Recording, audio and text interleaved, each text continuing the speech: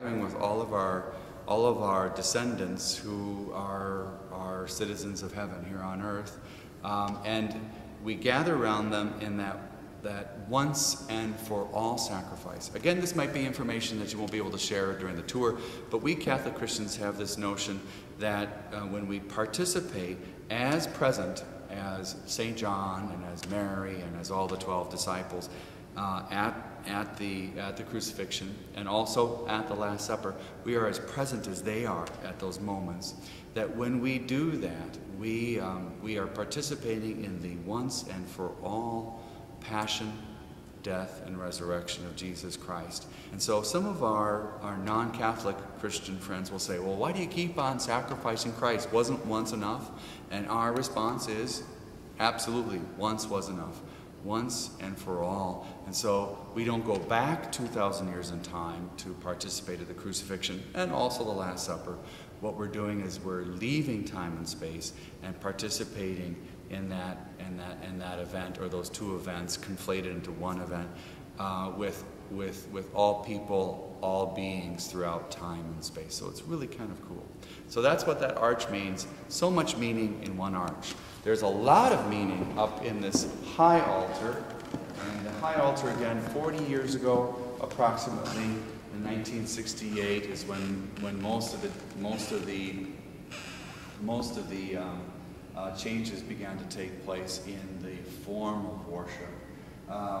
It used to be here, and what we have here is, again, really important symbolic art. The high altar, as you can see, is elevated, and there's a reason. Well, there's a practical reason, so that the priest celebrant who was celebrating here at one time could be seen by everybody, plus also the tabernacle could be seen by everybody. But also it's symbolic of a mountain that was climbed by Moses. And Moses went up Mount Sinai, also thought traditionally as Mount Horeb, both of those being the same, went up and received the law of life, the Ten Commandments from Yahweh, from God. Yahweh. Some of our non-Catholic Christian friends pronounce it as Jehovah. The more accurate, the more Hebrew accurate way is to say Yahweh. But the law was received. Now, the law, our Christian understanding is that the law became incarnate, or assumed a body, and that was Jesus Christ. So of course, when we very consciously try to create or recreate Mount Sinai and another Mount Zion, in other words, the mount upon which the Temple of Jerusalem was built. Again, you don't have to know all these details, but there's a tabernacle on Mount Zion, the Temple of Jerusalem, and in there they contained the law that was received on Mount Sinai. And so today we still place the law in the tabernacle, that law being Christ himself, the embodiment of Christ. In that Temple of Jerusalem, in the Holy of Holies, and here's the Holy of Holies, the tabernacle would contain the law. Our Jewish friends call it the Torah. The law, the rod of Aaron, the brother of Moses, and then also manna. Remember the manna that came down from heaven that saved the lives of the people wandering through the Sinai desert? Well, in this tabernacle, we've got the law, that's Jesus Christ, the embodiment of Jesus Christ, in the form of the real presence in the Eucharist. Also, we have the rod of Aaron here. This crucifix. So here's the rod of Aaron.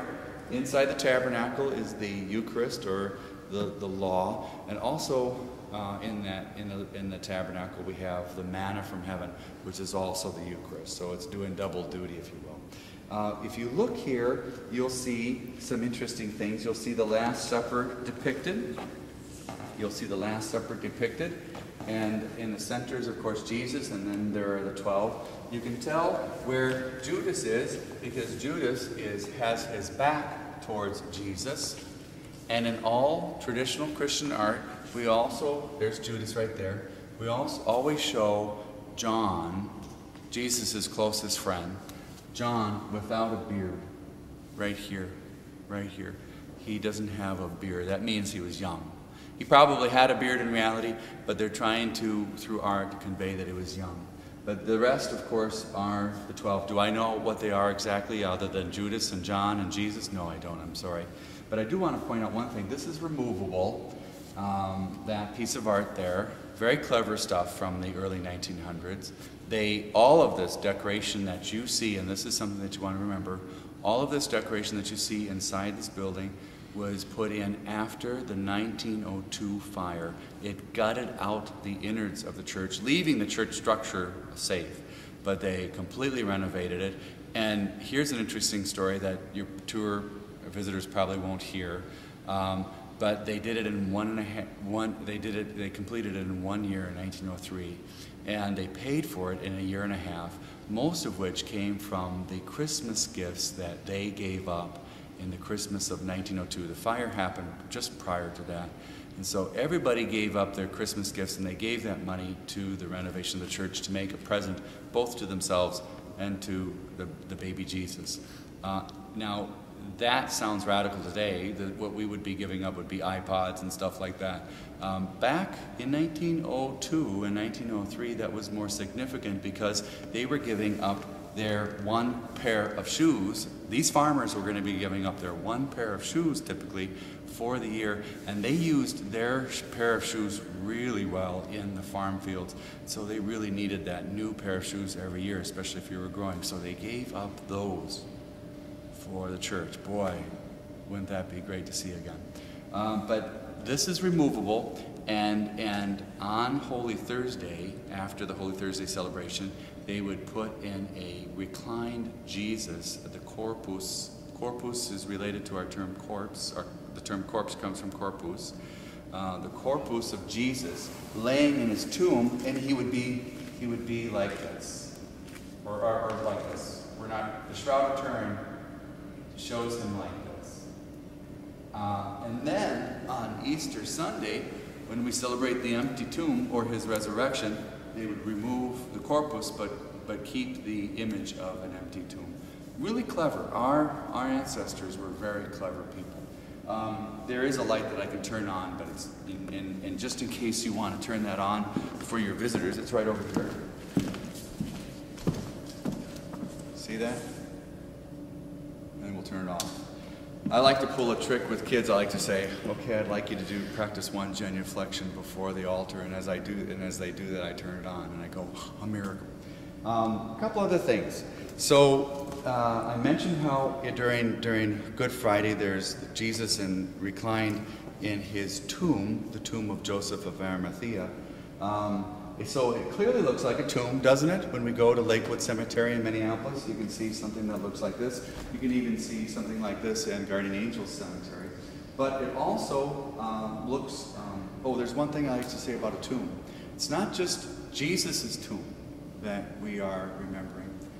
In the ancient days, I think everybody knows that the Christians had to go down to the catacombs, not to live, but to worship. They had to worship in secret because it was a secret kind of a thing, because if the Roman governors or emperor found out about you, you'd be killed. It was illegal and a capital offense to be a Christian.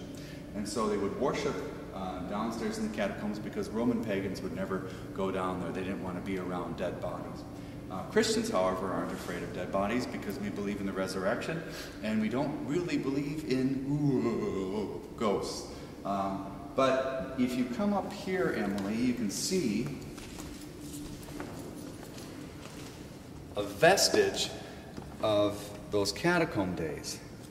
This here is a block, a stone under which is a